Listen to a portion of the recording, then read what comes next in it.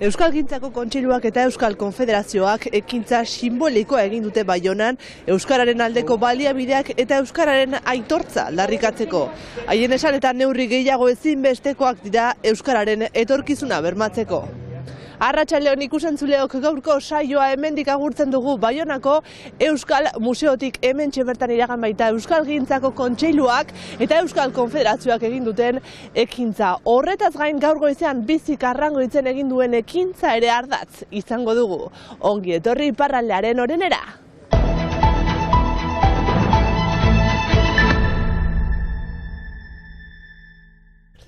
Arrangoitzeko herriko etxearen komunikazioan gardentasun eza salatzeko ekintza burutu du gaur goizean bizi mugimenduak.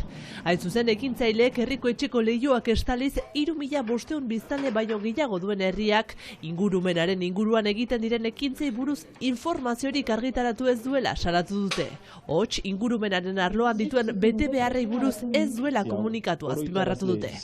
Gaur, Arrangoitzek azken kargualdi osoan ez baitu erantzun izfidik eman biziren 3 galde ezberdinek, 3 txosten egin baititu bizik jarraipen lan horretan. Hemen ekintza simboliko honekin argi uzten dugu ez duela legea errespetatzen, hemen idatzia den bezala, eta opakutasun hori dela herriko etxe honen funtzioa, herritarrei ez diela emaiten bere baitan dituen bete beharren aitzinatzearen berriek. Administrazioen dokumentuen sarbidea arduratzen den kada batzordea biziren eskaerei erantzunez harremanetan ezarri da herriko etxearekin informazio horiek eskatzeko. Zen lortu informazio neban jakiteko herriko etxe honek kudeatzen dituen jate etxeetan zein da tokiko ekoizpenetarik egiten den elikagaien, zein da laborantza ekologikotik egiten den elikagaien portzentaia adibidez. Eta hori behar dute eman, herritarrek jakin dezaten, ze esfortzu egiten den hemen gure belaunaldi berrien, aurren bazkarien, aztarna ekologikoa txipitzeko. Hori adibide bat da. Herriko etxeak bere aldetik bere burua defendatu du esanez ez duela ezer izkutatzeko eta azaldu duenez itxoiten zuten kadaren erantzuna jakiteko zehazki zerri buruz komunikatu behar zuten. Donc on avait juste besoin de savoir clairement qu'est-ce qu'on devait faire et on va le faire dans les délais qu'on a annoncés. Bizi mugimenduak argi utzi du lanean segituko duela herriko etxeek legea errespetatu dezaten.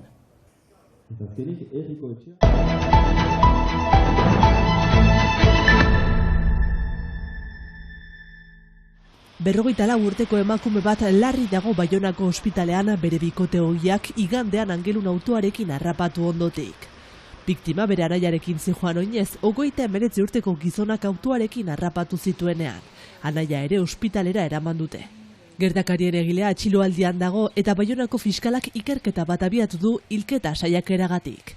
Ikerketak gertakarien testuingurua eta gertakarien garapen zehatza ulertzea ahalbidetuko duela azpimarratu du fiskalak. Jakin behar da gizonak genero indarkeriarengatik aurrekariak dituela.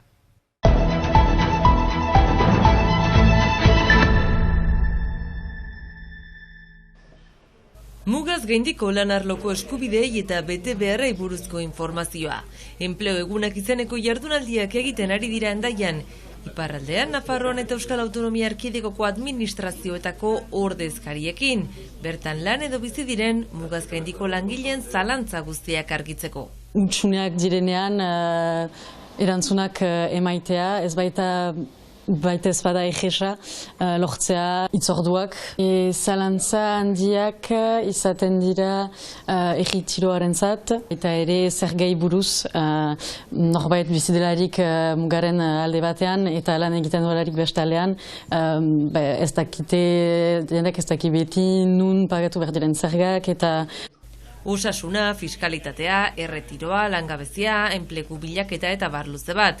Mugaz gaindiko langilei euren egunerokotasunean eragina duten arlo guztietan laguntzea da xedea, eskumena duten administrazio guztien parte hartzearekin. Eskaintzea zerbitzu publiko bat toki berdinean gixe unik delako bat, eta horrela egun berdinean jendeak aurkitzen ditu erantzun guztiak. Additionner le tout, qui va payer quoi? Est-ce qu'on va prendre en compte chaque année? Comment ça va se passer?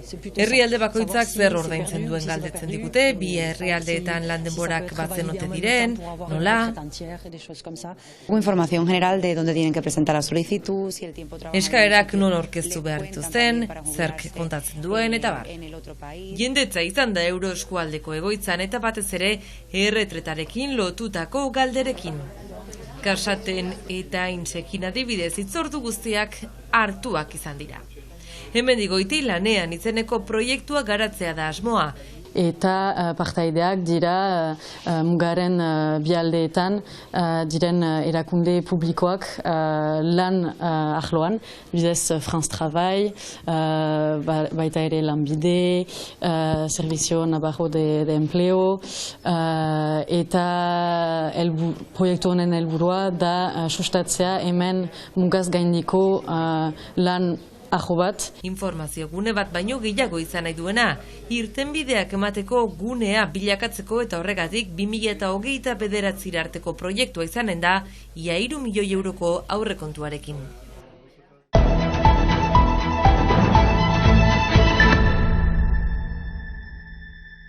Euskalgintzaren Kontseiluak eta Euskal Konfederazioak ekintza ikusgarria egin dute Baionako Euskal Museoaren aurrean, euskararen aitortza eta baliabideak aldarrikatzeko. Gogoratu behar da euskaraz inprimitutako lehen liburua Bernat Etxepareren Linguae Baskonum Primitiae obra Euskal Museoan ikusgai dagoela 2 hilabetez, Frantziako Liburutegi Nazionalak baimenduta. Atzoko ekitaldiaren bidez euskararen aldeko erakundek liburua Euskal Herriaren esku ezartzea eta hemen egotea aldarrikatu dute.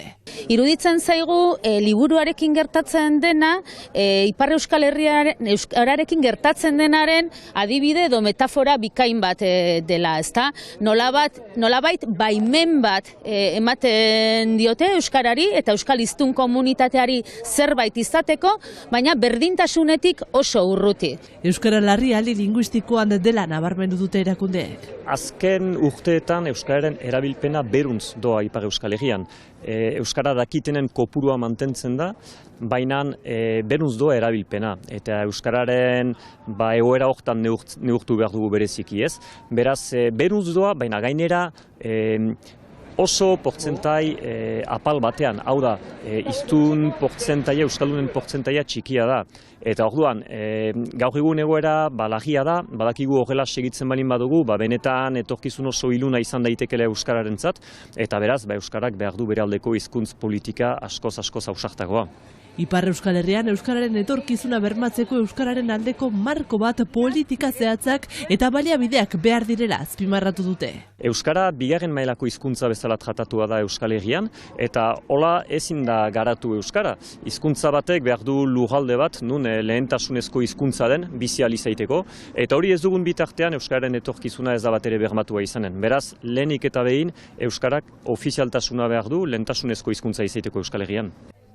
Agerraldia baliatu dute abenduaren 27an euskararen pizkunde berri baten aldeko indarra erakusteko helburua duen ekitaldian parte hartzeko deia luzatzeko. Uste dugu oso garrantzitsua dela herritarrok, gizarteak nolabait euskararen normalizazio eta biziberritzearen aldeko aldarrikapen hau ekartzea, euskaltzaletasuna nolabait mendez mende gaurdaino euskararekin ekarri gaituena berriro indartzea eta Bilboa abenduaren 27an Miribilla kirolgunean euskaltzaletasunaren bilgune hori izatea nahi dugu eta jakina horretarako deia egitera gatoz baita ere. Euskaltzaleak batu behar gira, behar dugu bizi elgarren artean euskaltzaletasuna ikusteko indarra badugula, gogoa badugula eta elgarrekin denek euskarari etorkizun oparo bat ematen aldiogula. Hizkuntza politika zeigen arabera azken aldi hauetan dena maldan bera. Eraman politika onera txajera, hau da azken aldian hartu dun tankera, pausu bat aujerata, beste bi atzera.